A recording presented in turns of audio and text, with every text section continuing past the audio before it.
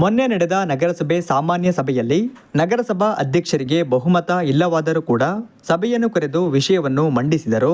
ಆ ಸಭೆಯಲ್ಲಿ ನಗರಸಭಾ ಅಧ್ಯಕ್ಷರಿಗೆ ನಗರಸಭೆ ಸದಸ್ಯರ ವಿಶ್ವಾಸವನ್ನು ಪಡೆಯಲು ಸಾಧ್ಯವಾಗಲಿಲ್ಲ.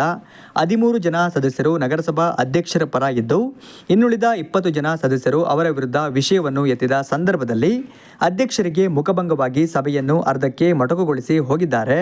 ಜೊತೆಗೆ ಪ್ರತಿ ಬಾರಿ ಸಭೆ ನಡೆದಾಗಲೂ ಕೂಡ ಅನುಮೋದನೆ ದೊರೆತಿದೆ ಎಂದು ಹೇಳಿ ಹೋಗುತ್ತಾರೆ ಎಂದು ನಗರಸಭಾ ಸದಸ್ಯ ಟಿ ರಾಜಶೇಖರ್ ಅವರು ಹೇಳಿದರು. ಮೊನ್ನೆ ನಡೆದಂಥ ನಗರಸಭೆಯ ಸಾಮಾನ್ಯ ಸಭೆಯಲ್ಲಿ ಅವರಿಗೆ ಮೆಜಾರಿಟಿ ಇಲ್ದಿದ್ರು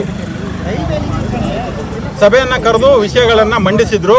ಹಾಗಾಗಿ ಆ ಸಭೆಯಲ್ಲಿ ಅವರಿಗೆ ಸದಸ್ಯರ ವಿಶ್ವಾಸವನ್ನು ಪಡೀಲಿಕ್ಕೆ ಆಗಲಿಲ್ಲ. 13 ಸದಸ್ಯರು ಅವರ ಪರ ಇದ್ದರು, 20 ಸದಸ್ಯರು ಅವರ ವಿರುದ್ಧವಾಗಿ ವಿಷಯವನ್ನು ಎತ್ತದಂಥ ಸಂದರ್ಭದಲ್ಲಿ ಅಧ್ಯಕ್ಷರಿಗೆ ಮುಖಭಂಗ ಆಗಿ ಸಭೆಯನ್ನು ಬಿಟ್ಟು ಓಡೋಗಿರ್ತಾರೆ. ಆದರೆ ಹೋಗೋಂಥ ಸಂದರ್ಭದಲ್ಲಿ ಎಲ್ಲ ಸಭೆಗೆ ಅನುಮೋದನೆ ದೊರಕಿದೆ ಅಂತ ಹೇಳಿ ಓಡೋಗಿರ್ತಾರೆ. ಆದರೆ ತಾವೆಲ್ಲ ಪತ್ರಿಕಾ ಮಿತ್ರರು ಅವತ್ತು ಮೀಟಿಂಗ್ ಹಾಲ್ನಲ್ಲೇ ಇದ್ರಿ. ಮೊದಲನೇ ವಿಷಯ 1ರಿಂದ 68 ವಿಷಯಗಳಿದ್ವಿ. ಕಾನೂನು ಪ್ರಕಾರ ಸಂವಿಧಾನದಲ್ಲಿ ಇರತಕ್ಕಂಥ ನಮಗೆ ಕೊಟ್ಟಂಥ ಪೌರಾಡಳಿತ ಕಾನೂನಿನ ಪ್ರಕಾರ ಪ್ರತಿ ವಿಷಯವೂ ಚರ್ಚೆ ಆಗಿ ಅನುಮೋದನೆ ತಗೊಳ್ಳತಕ್ಕದ್ದು, ಸದಸ್ಯರ ಅಭಿಪ್ರಾಯ ಕೇಳತಕ್ಕದ್ದು ಅಂತ ಕಾನೂನಿದೆ. ಈ ಸಂವಿಧಾನಕ್ಕೆ ಗೌರವವನ್ನು ಕೊಡ್ತಕ್ಕಂಥ, ಈ ಸಂವಿಧಾನದಲ್ಲಿ ಇರ್ತಕ್ಕಂಥ ಕಾನೂನನ್ನು ಗೌರವಿಸ್ತಕ್ಕಂಥ ಅಧಿಕಾರಿಗಳು ಅಧ್ಯಕ್ಷರ ಜೊತೆ ಕೈ ಜೋಡಿಸಿರೋದು ಭಾರಿ ಬೇಜಾರಿನ ಸಂಗತಿ. ಅಲ್ಲಿಯ ಹೆಡ್ ಆದ ಕಮಿಷನರ್ ಅವರು, ಚಿಕ್ಕಮಗಳೂರು ಜಿಲ್ಲೆಯ ಇನ್ಚಾರ್ಜ್ ನಮ್ಮ DC ಅವರು ಇದ್ರ ಬಗ್ಗೆ ಗಮನ ಹರಿಸಬೇಕು ಅಂಥೇಳಿ DC ಅವರಿಗೆ ನಾವು ಮೆಮೊಡಮನ್ನು ಮತ್ತು ಕಂಪ್ಲೇಂಟನ್ನು ಕೊಟ್ಟಿದ್ದೀವಿ. ಇನ್ನು 10 ದಿವಸ ಅವರ ಅಧಿಕಾರಾವಧಿ ಇದೆ. 10 ದಿವಸದಲ್ಲಿ 10-12 ಕೋಟಿ ರೂಪಾಯಿ ಕಾಮಗಾರಿಯ ಅನುಮೋದನೆ ಪಡೀಲಿಕ್ಕೆ, ಅದರಲ್ಲಿ ಭ್ರಷ್ಟಾಚಾರ ಮಾಡಲಿಕ್ಕೆ ಅಧ್ಯಕ್ಷರು ಪ್ರಯತ್ನವನ್ನು ಪಟ್ಟಿರೋದು ಮೇಲ್ನೋಟಕ್ಕೆ ಗಮನಕ್ಕೆ ಬರುತ್ತೆ ಮತ್ತು ಆ ಅಜೆಂಡಾದಲ್ಲಿ ಇದೆ. ಅದನ್ನೆಲ್ಲ ತಡಿಬೇಕು ಅನ್ನೋ ಉದ್ದೇಶದಿಂದ ನಾವು ಈ ಒಂದು ವಿರೋಧವನ್ನು ವ್ಯಕ್ತಪಡಿಸಿದ್ದೀವಿ.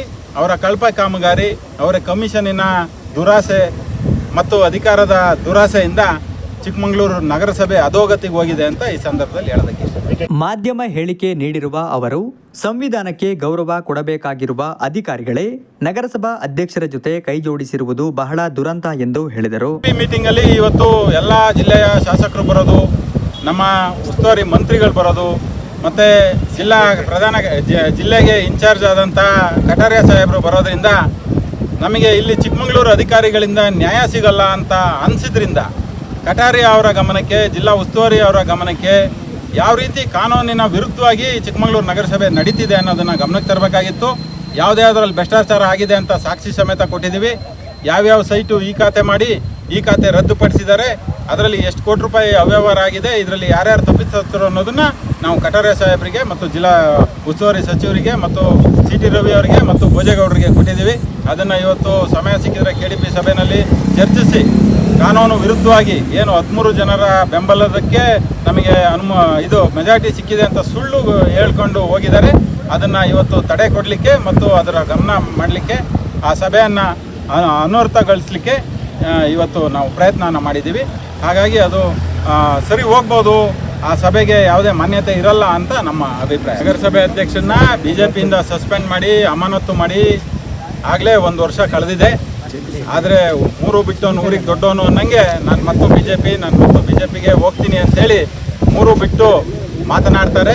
ಅವರಿಗೆ ಒಂದು ಸ್ವಲ್ಪನೂ ಆತ್ಮಸಾಕ್ಷಿ ಗೌರವ ಅನ್ನೋದಿದ್ದರೆ ಅವರು ಈ ಥರ ಕಳಪೆ ಕಾಮಗಾರಿಗಳು ಭ್ರಷ್ಟಾಚಾರದಲ್ಲಿ ಮುಳುಗ್ತಾ ಇರಲಿಲ್ಲ, ಮಂಡನ ರೀತಿ ವರ್ತಿಸ್ತಿರ್ಲಿಲ್ಲ.